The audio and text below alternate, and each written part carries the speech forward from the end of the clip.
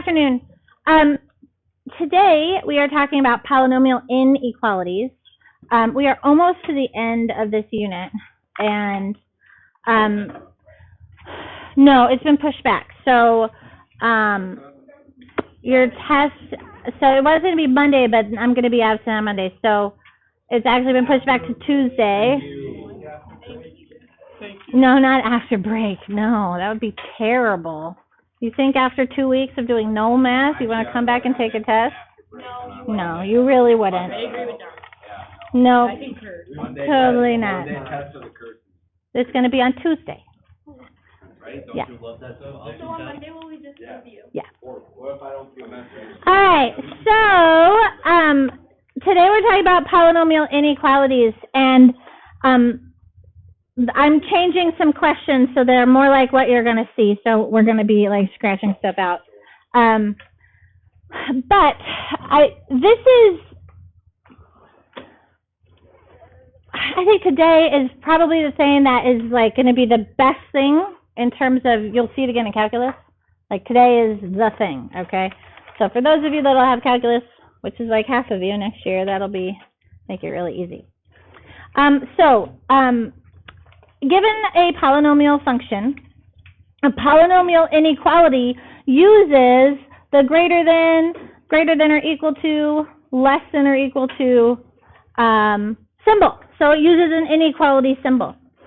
And what it's talking about is asking the question, where is the function f of x, where is the function greater than 0? What does that mean if something is greater than 0? Positive, yeah. It's true when f of x is positive. And so really what it's asking is, hey, where does the function have positive values? All right? And here we have the inequality f of x is less than 0. What does it mean to be less than 0? Negative. When it's negative, when f of x is negative. And so it's really just talking about, we want to find the range of values where we get positive outputs or where we get negative outputs. And that's really all we're asking. Where do we get positive values? Where do we get negative values? So, for instance, if we look at this function, which is graphed right here, we can, when we see the function, we can find very, very easily, we can find all the roots. We can find the zeros. So when I look at this function, I can see where it's exactly equal to 0. There's one of the zeros. How many zeros are there? 4. So we can find where it's equal to 0 very easily. And once we know where the zeros are, if we have a graph, then it's super easy to tell where it's positive and where it's negative. So, for instance, let's see, right in this area, right in here, that little bit that I highlighted green there, are all of those outputs positive or all of those outputs negative? Negative. How do we know that? It's below the axis, all right? So everything below the x-axis has output values that are negative. All the y values are negative. Where else is it negative? Yeah. Right here, again, our function goes below. So in this other area where it's green, it's also negative. So what we're interested in, the green regions there, we want the interval, and when we talk about an interval, we want to know the x interval. We only care about our independent variable. So between which two values is our function negative right here? Yeah, -4 and -1. So from -4 to -1, right there, -1 to, oh, -3. Sorry, that's a 3. Yeah, that's a 3. So -1, -2, -3. All right. So between -3 right there and -1 right there, our function values are less than 0, negative, okay. And union, so what else? What other interval are we negative? 0 to 1. Yeah, that's actually, the origin. It's hard to see. I find her graphs way too small. Okay, and so between 0 and 1, 0 is right there, 1 is right there. Again, our function is below the axis. All the y values are negative, okay? We can see that if we were curious. We could put this function, again, when in doubt, graph it out, plus 3x cubed minus x squared minus 3x.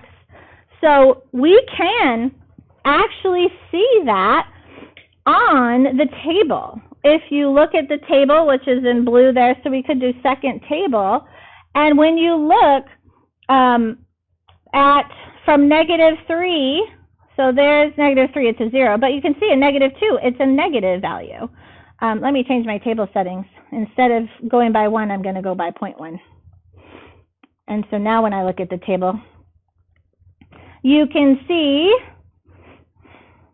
there we have right there negative 3 is a 0. So there's our negative 3 is a 0, and between negative 3 all the way to negative 1, there we go. All of those outputs are less than 0, okay? So all the y values are less than 0, and that's what we were looking for. Where are all of our outputs less than 0? Where are they negative, okay? Now, sometimes it's a little harder to see the intervals for which the function is greater than 0. What does it mean to be greater than 0? Above or positive, all right? Above the x-axis where the y values are positive, okay?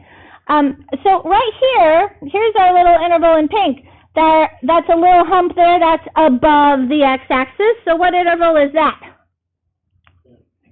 0 to negative 1. Yeah, and I'm going to do negative 1 to 0 because they go left to right. Yep. Negative 1 to 0. So there's one interval.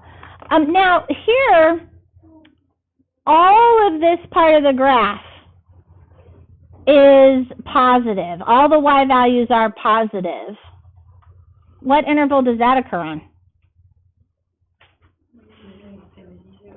1, 1 all the way to infinity. Yeah, so it's a little harder to see, but from 1 all the way to infinity, our function is above the axis. Starting at 1, forever to the right, it's above the axis. And then what about this side? So again, we have this branch that's all positive y values. What is that x value? What is the x-axis that happens on? Yeah, from negative infinity all the way to negative 3. There we go. So negative infinity all the way to negative 3. So there were 3 parts where we had positive outputs. Yeah. Use a bracket by the negative infinity and infinity? No, never a bracket with infinity. Always parentheses, because you can't equal it. Yeah. Sometimes. Yes. So these were just greater than. If it was equal to 0, then we would use a bracket. Yeah. Okay. All right. So what we're going to do to figure this out, we can do a couple of things. You can always graph it because it's kind of nice, right? So we are going to make sure that all the terms are on one side, so that the inequality is 0 is on the other side. You want a 0, okay? We won't have to deal with that for the questions that you guys are going to get. We want to factor the polynomial and find the zeros. So we've been finding zeros for like the longest time ever. We're going to factor and find all the zeros. And then we're going to plot the zeros on a number line, and we're going to test some points to see if we get positive or negative values. But maybe you'll see pretty quick that there's a connection to the graph, okay? So here I have, we want to solve the inequality, and so we're going to start by solving the equation when it's equal to 0. So we're going to start by finding the zeros. Do I need to use the quadratic formula here? Can I double bubble? Oh, good, because I didn't want to use the quadratic formula. All right, x times x is x squared. What times what is negative 6? 6 and 1. Negative 1, positive 6. All right. A negative 1 and a positive 6 would get me a positive 5, which means my zeros occur when x equals negative 6 and positive 1. Okay. So, negative 6 and positive 1 are my zeros. So I'm going to go ahead and, oh, you can't see that. I'm plotting them on my little number line there. Now, we are only interested in where our function is greater than or equal to 0. What does that mean? What are we looking for? Where it's positive. We want to know where our function is positive. Okay. So what we can do is we can do some little test points here. Let's see, I'm going to put little dash lines here because you're going to see that in delta math. Those are my zeros. What we're going to do is we're going to test some values. We're going to test all these little in-between sections. I'm going to pick an easy number. I'm going to pick like negative 10 in this interval to the left. I'm going to pick negative 10 and I'm going to go up here and I'm going to plug it in to my little bubbles here. Negative 10 plus 6 and negative 10 minus 1. I'm going to plug it into the bubbles because that turns out to be really, really easy. And I want to know, do I care what the actual number is? I really only care if it's going to be positive or negative, don't I? Okay. So if I plug in a negative 10, negative 10 plus 6 is a negative value, right? Yeah, okay. And negative 10 minus 1 is a negative value, okay? And so I have a negative times a negative, and that's going to give me, it's going to give me a positive result. All right, hey, negative 10 gives me a positive result. That's kind of handy. All right. Now, I want to pick another value between negative 6 and 1. What's a nice number to use? Negative 1? Okay, sure. We can test negative 1. So I'm going to test negative 1. And again, I'm just going to plug it into the bubbles here. So let's see. Negative 1 plus 6, negative 1 minus 1. All right. Negative 1 plus 6. Positive result. Okay. And negative 1 and a negative 1? That's a negative result. So it is positive times negative is negative result, right? Okay, so there we get a negative result. Okay? Question? Yeah, so that's it. Are we just trying to find numbers that go with it, or can we do what we did, or it's like... Hold that question. Hold that question. All right, one more. What's another number I can test? To the right over here. 4 or 5? I'm going to test 5.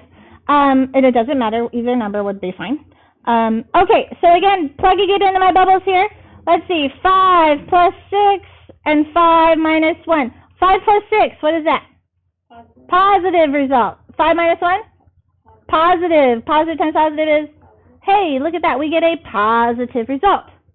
Now, we're interested in the interval where our function was positive. So right here, this interval,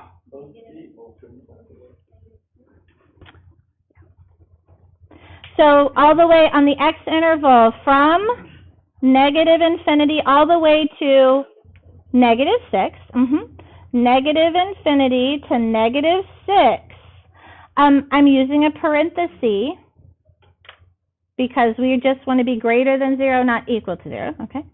And the other interval where we're positive? 1. Yeah, from 1 all the way to positive infinity. So from 1 to positive infinity. This is the interval where it's positive. Now,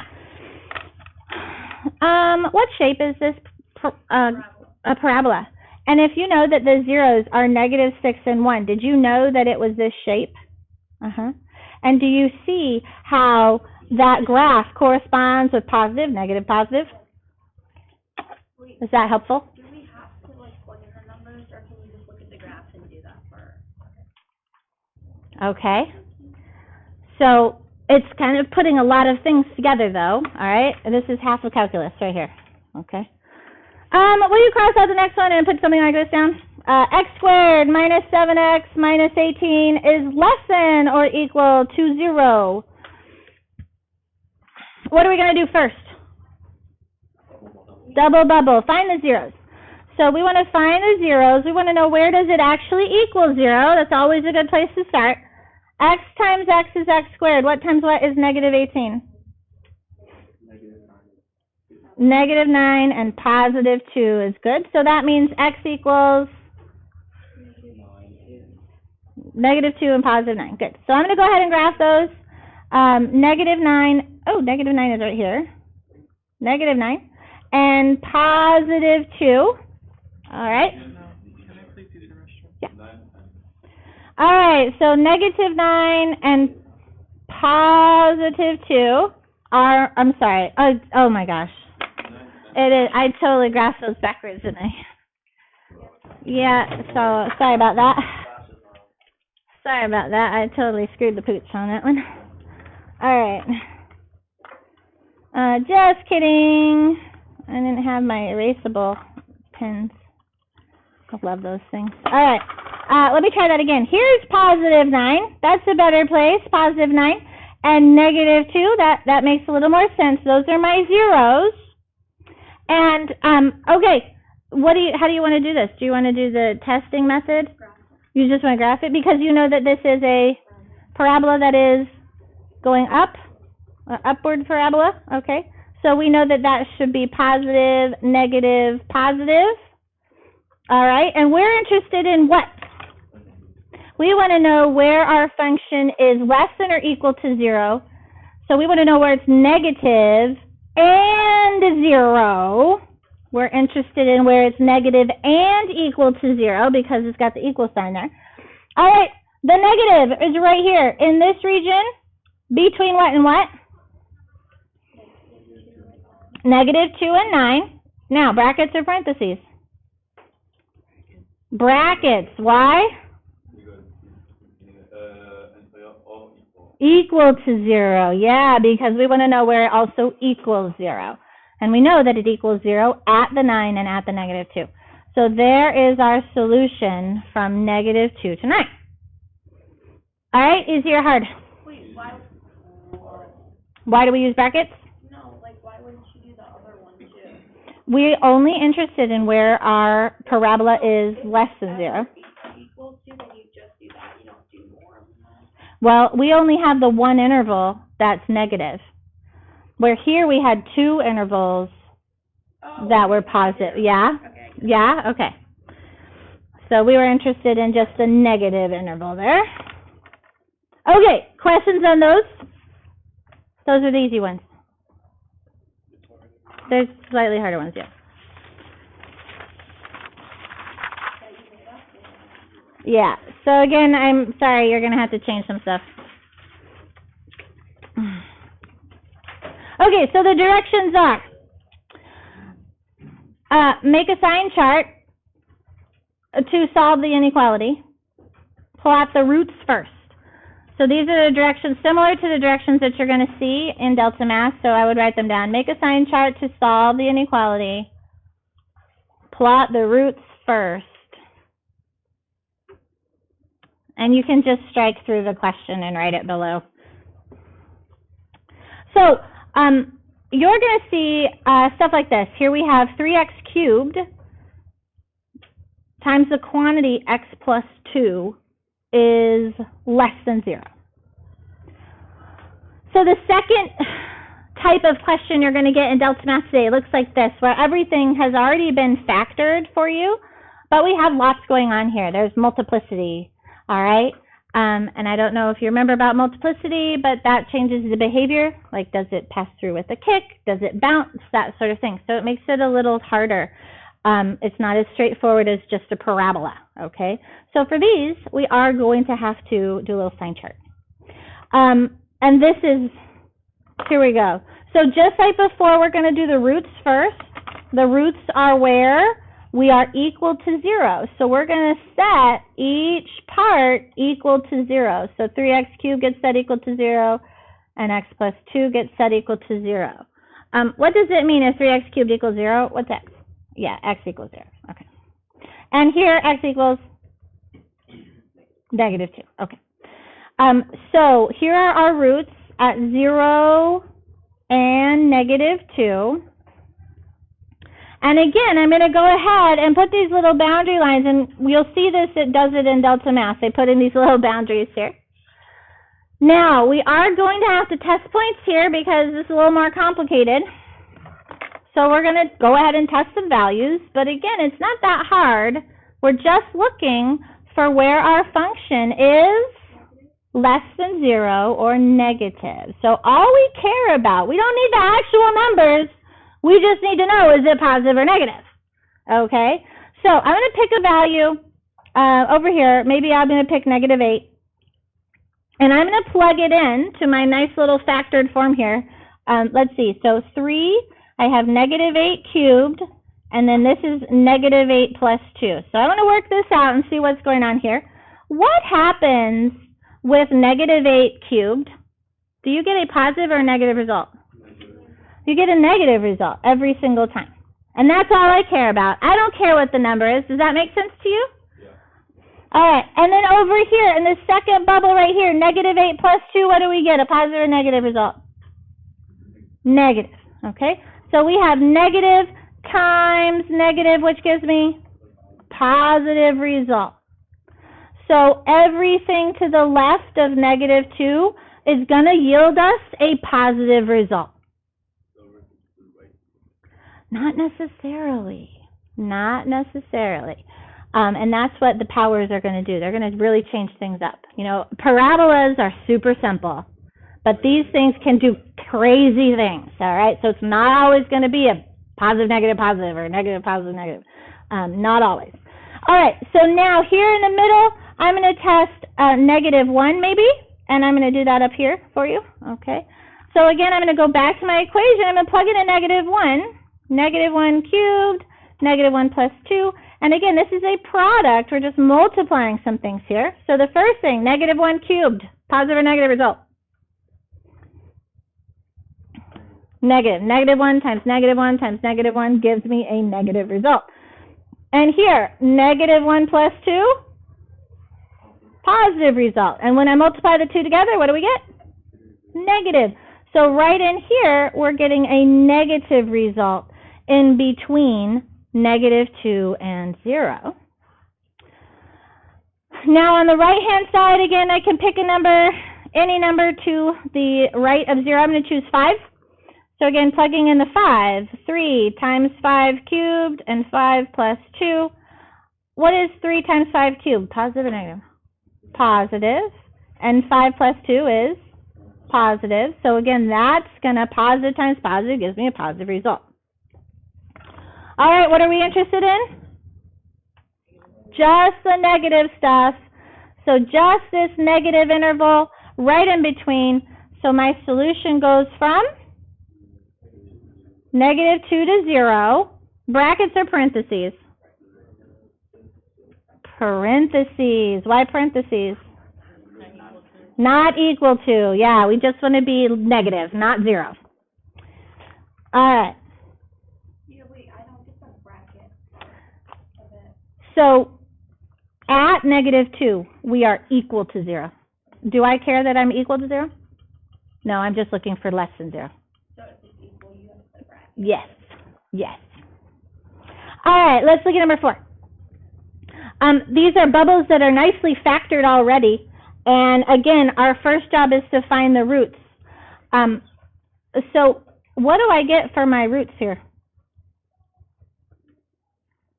I set this whole thing equal to 0. Do I care about the power of 4? How do you get rid of it? It's a 4th root. Yeah, we would technically just take a 4th root, but the 4th root of 0 is just 0, so really it was kind of superfluous. We don't really care. All right, well, how do you solve for x? What do you get? X equals 3. Very good. Okay, and over here, what are we going to get? 6. All right. Yeah. So I can plot those. I have a 0 at 3 and a 0 at 6. And again, we're going to put little boundary lines there. And now we got to do some testing to see whether we get, what are we interested in for this problem? Greater than 0, positive. Yes, that is what we want to find. We want positive values. All right, so I'm going to, what number should I plug here to the left? 0. Okay, we can test the 0. All right, so now do you have to write all this out, or do you think that after a while you'll figure this out? Yeah, I think after a while you're going to figure it out, right? Let's see, 3 times 0 is 0, minus 9. So this is negative 9 to the 4th power. Negative 9 to the 4th power is always going to give me something positive. Why? Because if you have an even number of negatives, it's going to be positive. So 4 negatives, we're going to have a positive result. All right, over here, negative 6 squared, what do we get?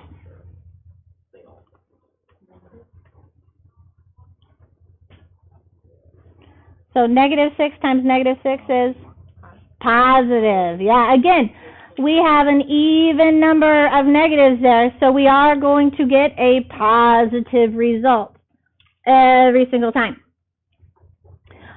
Don't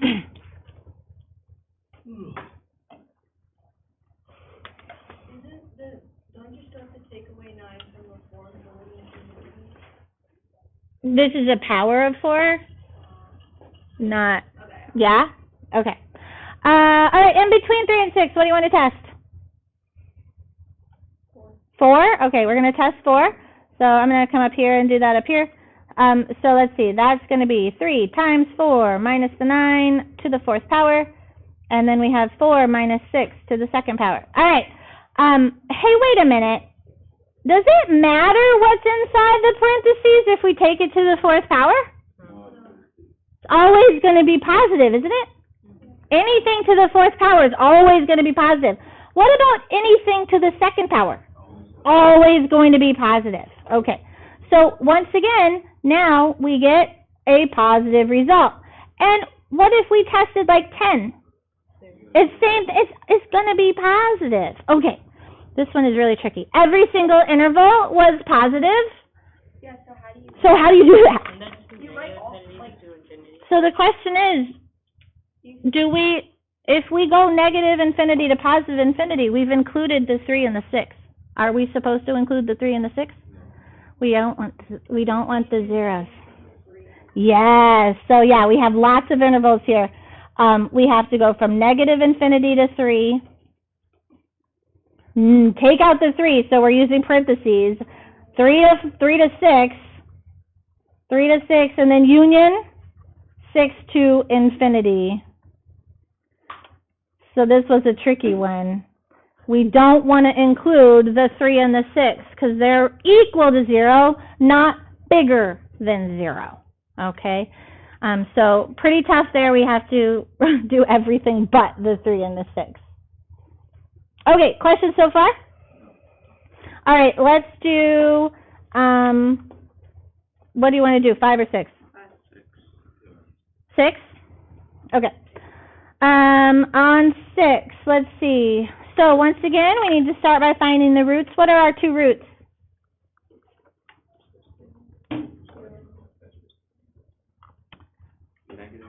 -1 and 3. All right, so we have -1 and I did it again. -1 and positive 3 are our zeros. It's a -1. There you go. Oh. Yeah, sorry. I know it looked like a 7. My apologies. A -1 and a positive 3. Okay, so we're going to do some test points here. I'm going to try, I don't know, -6, I guess. I'm going to plug in a -6. -6 plus 1, quantity squared, and then 3 times -6 minus 9, and cube it. Negative 6 plus 1. Wait a minute. It's squared. What are we going to get? Positives every single time. Now, this one is a little harder. All right, we have 3 times negative 6, which is negative 18, minus 9, which is another negative result. And then we cube it. What do we get? A negative. Okay, and positive times negative is negative. All right, positive times negative is a negative value. Could you just plug this into your calculator to actually get the number? You could if you wanted to. But ultimately this will be faster. All right, so there's a negative. Let's see, I'm going to plug in 0. So in the middle here, let's see, 0 plus 1 squared, and then 3 times 0 minus 9 cubed. Okay. So anything squared always gives me a positive result. What do we get in my second bubble here? That is cubed. What are we going to get? A negative. Yeah, this is negative 9 cubed. Negative 9 times negative 9 times negative 9 is a negative result. Positive times negative is negative. So we get a negative in the middle. And then to the right side here, maybe I'll just plug in a 6. So 6 plus 1 squared, and then 3 times 6 minus 9, and cube it. Let's see. That is 6 plus 1 squared is always positive. What about the second bubble? What do we get there? Positive. Very good. We have 18 minus 9. That's a positive. Cubed is still positive. So positive times positive is positive. All right. Fabulous. I would really like to know how many times I said positive. 47,000? Okay. All right, like, more than that, though. All right, what are we interested in on this one? If it's Less than or equal to 0, which means, where is it? Negative. So, negative infinity to negative 2. All right, negative infinity to negative 2. Oh, negative 1. Sorry, negative 1. And then negative 1 to 3. Negative 1 to 3. And again, because we don't want to know where it's equal to 0, we cannot include that negative 1 and the 3. Yeah. Yeah. All right. Do you think you get it? Yeah? Okay, fabulous.